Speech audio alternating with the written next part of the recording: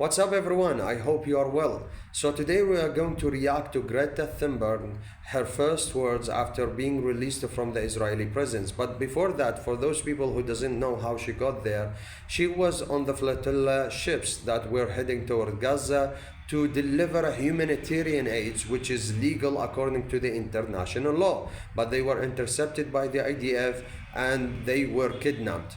Now, today they released Greta Thunberg, but for those people who also doesn't know that she was beaten up and she was attacked as also many other members.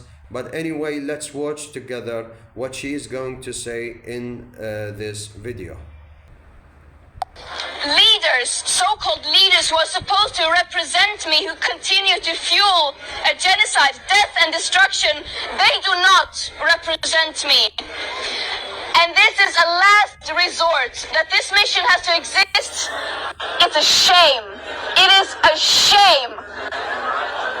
And I could talk for a very, very long time about our mistreatment and abuses in our imprisonment, trust me, but that is not the story. What happened here was that Israel, while continuing to worsen and escalate their genocide and mass destruction with genocidal intent, attempting to erase an entire population, an entire nation in front of our very eyes, they once again violated international law by preventing humanitarian aid from getting into Gaza while people are being starved.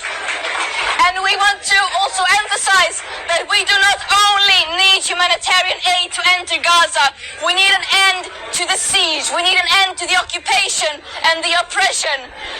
This action was challenging our extremely violent business as usual that is preventing these war crimes from happening. And that is what this story is about. We cannot take our eyes away from Gaza, from all the places of the world that are suffering, living on the forefronts of this business as usual systems. Congo, Sudan, Afghanistan, Gaza, and many, many more. What we are doing is the bare minimum. This genocide and other genocides are being enabled and fueled by our own governments, our institutions, our media and companies.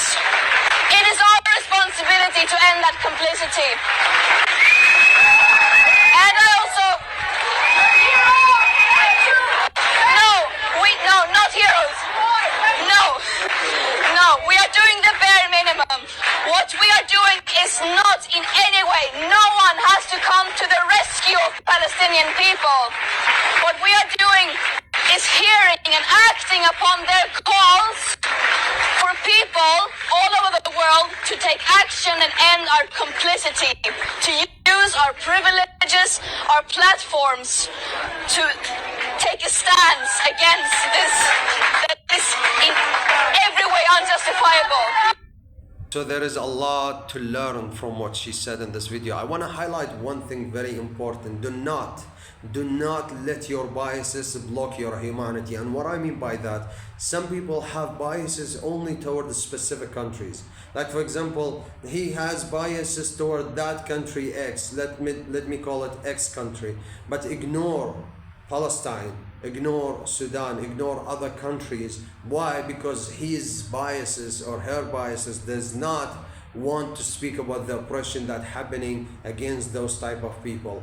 Do not ignore any type of oppression. If you want those leaders, the so-called leaders, want them to represent you, that's up to you.